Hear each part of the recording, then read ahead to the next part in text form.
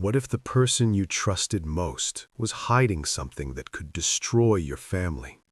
And what if a child's whispered words in the dark revealed the truth first? Michael Chen stood outside his son's bedroom at 11:47 p.m., his hand frozen on the doorknob. Inside, 7-year-old Daniel was talking again to their golden retriever, Bailey. But this wasn't normal kid talk. It was longer, more intense, more secretive. "I know, Bailey. I see her crying when she thinks I'm asleep, but she doesn't tell Dad to keep him from worrying." Michael's breath caught. He stepped closer, heart hammering. Who was crying? His wife, Lisa? And why was Daniel hiding it from him? The floor creaked under his weight. Daniel went silent. Bailey shifted, his tags jingling. Michael slipped back to his bedroom, mind racing with questions he couldn't answer. This was the 4th night he'd listened at the door, and each time the fragments he caught painted a picture he didn't want to see. Lisa was already asleep when he returned. Under the street lamp's dim light, her face looked serene, but Daniel's words echoed in Michael's mind. "She doesn't want him to worry." Michael watched his wife move through the kitchen with practiced efficiency, packing Daniel's lunch, checking his homework, kissing his son's head. She was a nurse, trained to hide stress. If anything was wrong, he wouldn't know. "Dad, can Bailey sleep in my room again tonight?" Daniel asked, syrup dripping from his fork. "He does every night, buddy. Why?" Michael studied his son's face. Daniel glanced at his mother, then back at his plate. "Just making sure." At work, Michael couldn't focus on the quarterly reports. Numbers blurred. His thoughts were at home. He texted Lisa, "Everything okay? You seem stressed." Her reply was quick. "Everything's fine, just busy. Love you." 9 years of marriage had taught Michael one thing. He knew dismissal when he saw it. That night, Michael told Lisa he had work and stayed up late at the kitchen table, laptop open but ignored. He was waiting. At 11:30, he heard Daniel's soft footsteps on the stairs, the click of the bedroom door. At 11:45, his son's low murmur began. Michael climbed the stairs in his socks, avoiding the creaky 3rd step. Outside Daniel's room, he pressed close, ear nearly on the door. "Bailey, I'm scared to tell him," Daniel whispered. "What if he gets mad at her? What if they fight?" Bailey whined softly. "I should, but she made me promise. It's her problem, not mine. But I'm not a baby anymore. Something's really wrong." Michael's hands trembled. He wanted to burst in, but he knew if he did, Daniel might shut down completely. The next morning, he called in sick. After Lisa left for shift and Daniel went to school, Michael did something he'd never done. He searched his own house for answers. He started in their bedroom, feeling like an intruder in his own life. Nightstand, nothing unusual. Dresser, just clothes organized by color. Coat pockets, the car, even their credit card statements. Everything normal. Devastatingly normal. Sitting at the kitchen table, head in his hands, his phone rang. Caller ID, Patricia. "Michael, I need to ask you something. Be honest. How is Lisa really doing?"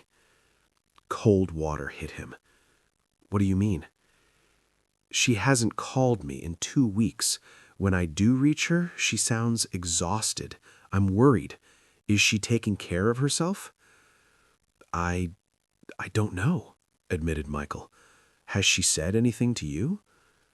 The pause told him everything. Patricia knew. "She made me promise not to tell you, but now, Michael, she's been having severe headaches, really bad ones. She went to see a neurologist 3 weeks ago." The world tilted. Michael gripped the edge of the table.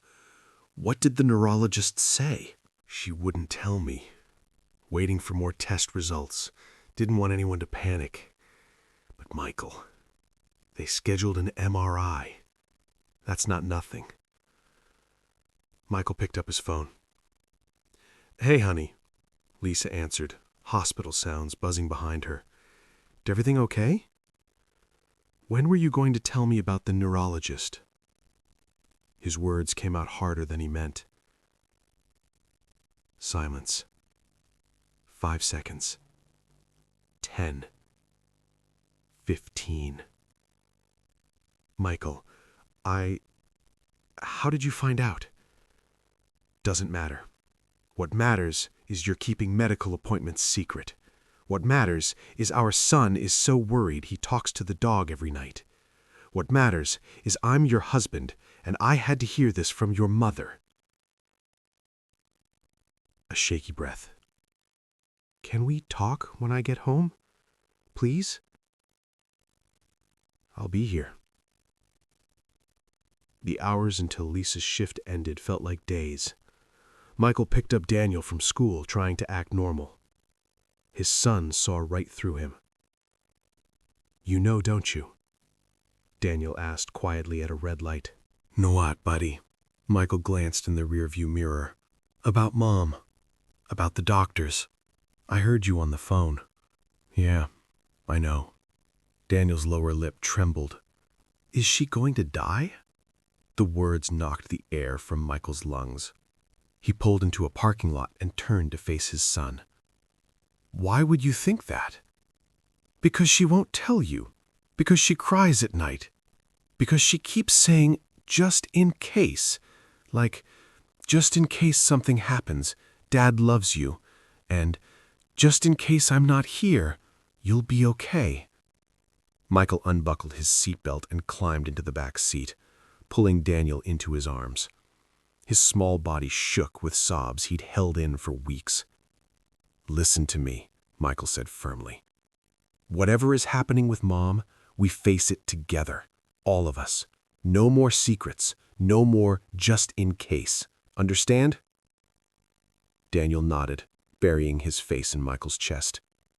That evening, Lisa came home to find Michael and Daniel on the couch, Bailey sprawled at their feet. Her face went pale at the sight of them. "Okay, I guess we're doing this now." She sat in the armchair, hands clasped tightly. "I've had headaches for about 2 months. Severe ones. They come with vision problems, flashing lights, blind spots. At first, I thought they were migraines, but they kept getting worse." Michael reached for Daniel's hand. "The neurologist ordered tests, MRI, blood work, everything. I got the results yesterday." Lisa's voice cracked. "Michael, they found something." The room was silent, except for Bailey's tail thumping. "What did they find?" Michael asked, though he wasn't sure he wanted the answer. Lisa looked at Daniel, then at Michael. "A benign tumor, a meningioma. It's pressing on the optic nerve, explains the headaches and vision problems." "Benign means not cancer, right?" Daniel asked. "Right, sweetheart, not cancer. But it does need to come out." Michael felt like he was trying to breathe underwater. "Surgery?" "Surgery," Lisa confirmed. 3 weeks from now. It's delicate, but the neurosurgeon is confident. Most people recover completely."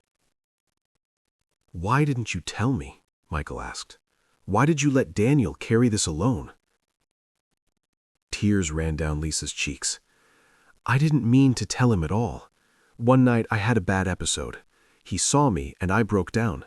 I made him promise not to worry you. I didn't want to scare anyone before I had real information." "Mom," Daniel whispered, wiping his eyes. "I was so scared, I didn't know what to do. I just kept talking to Bailey.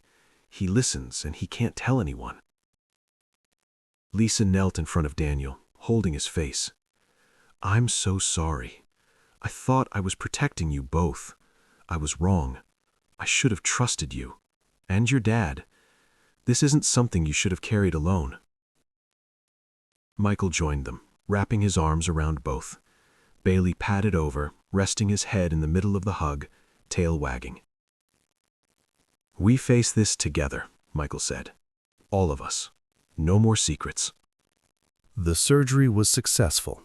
3 months later, something unexpected happened. Daniel came home with a permission slip from school. His class was partnering with a local organization that trained therapy dogs to visit hospitals. They were collecting letters from students about what comfort meant to them. "I want to write about Bailey," Daniel said at dinner, "about how he helped me when I was scared." "That's a beautiful idea," Lisa said. When Daniel shared his letter in class, his teacher was so moved that she contacted the local news. The story of a 7-year-old confiding in his dog during his mom's health crisis touched the community. Within a week, the hospital where Lisa worked asked if Bailey could become a registered therapy dog.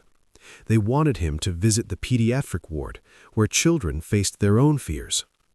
Bailey passed the certification on the first try. Twice a week, he visits sick children. Sometimes Daniel goes along. Kids talk to Bailey about their fears, pain, and hopes, and Bailey, gentle as ever, listens to every word. Michael watches his son greet a nervous 5-year-old in the hospital hallway. A whispered conversation in the dark had become a lifeline for strangers. If this story moved you, hit like and subscribe for more. Share a moment in which an unexpected source of comfort helped you through a tough time. Your story could inspire someone today.